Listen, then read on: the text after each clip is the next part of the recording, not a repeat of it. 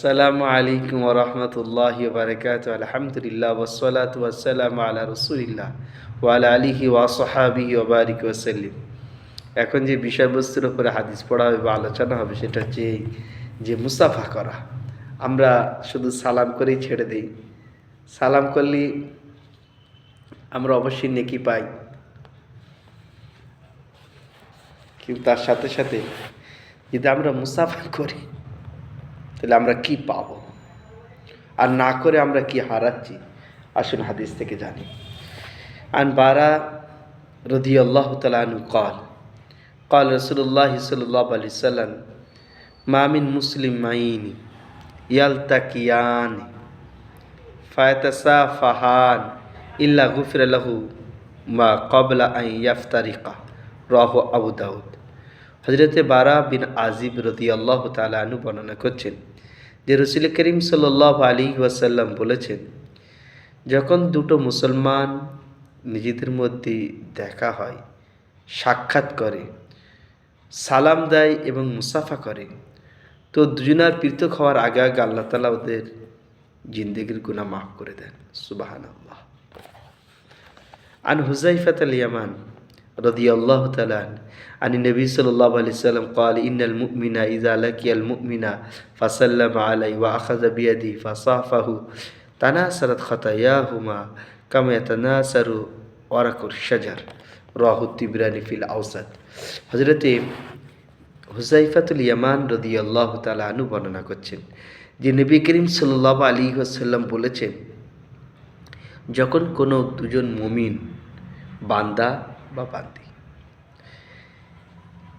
এক অপরকে সালাম করে যখন হাত মুসাফা করে, দুজনার গুনাহ এরকমভাবে ঝরে যায় যেরকম গাছের থেকে পাতা ঝরে যায়।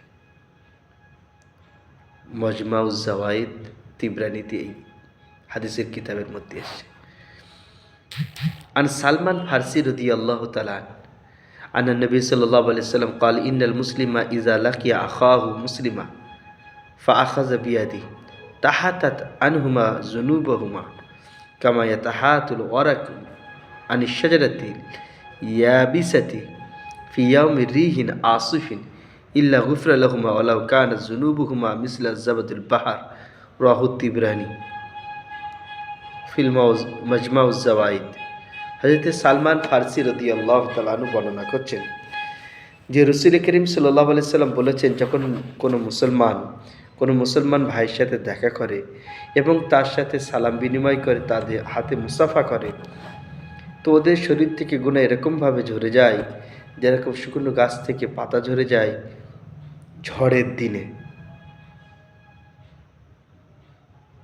যদিও নাকি তাদের গুনাহ সমুদ্রে ফেনার মতন অসংখ্য হয়ে থাকে। এই তিনটা হাদিস পেশ করা হলে মুসাফা, একজন ছেলে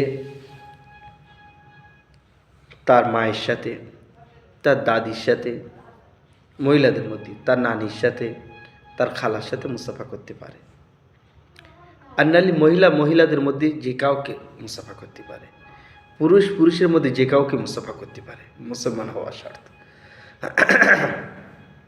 গैर মুসলমানদের সাথে হ্যান্ডশেক, কিন্তু মুসলমানদের হচ্ছে সালাম বিনিময়ের পরে, সালাম হলে মানে এক অপরের জন্য দোয়া হয়ে গেল, এবারে এক অপরের গুনাহ মাফ হওয়ার জন্য হ্যান্ডশেক করে আর মুসাফা করা, এটাকে বলা হয় মুসাফা, হ্যান্ডশেক ইংরেজিতে বলা হয়। তো আজ আমরা কত জিনিস মিস করছি আর কত জিনিস হারাচ্ছি শুধু আমাদের নবীজির সুন্নতকে ছেড়ে দেওয়ার কারণে। তো আল্লাহ তাআলা আমাকেও আপনাকে তৌফিক দান করুন যে রাসূল পাক সাল্লাল্লাহু আলাইহি সাল্লাম যে সমস্ত সুন্নতগুলো কিতাবের মধ্যে লেখা আছে কিন্তু জিন্দেগিতে বা সমাজে প্রতিষ্ঠাতা নেই, আমরা একে অপরের চেষ্টা করি ইনশাআল্লাহ যাতে সুন্নতগুলো প্রতিষ্ঠিত হয়। কারণ নবীজি হাদিসের মধ্যে বলেছেন যে আমার সুন্নতকে ভালোবেসে জিন্দা করে, প্রতিষ্ঠিত করে, সে আমাকে ভালোবাসে, যে আমাকে ভালোবাসে সে আমার সঙ্গে জান্নাতে প্রবেশ করবে। আল্লাহ তাআলা আমাকেও আপনাকে নবী পাক সাল্লাল্লাহু আলাইহি ওয়াসাল্লামের সঙ্গে জান্নাতে প্রবেশ হওয়ার তৌফিক দান করুন বলেন আমিন।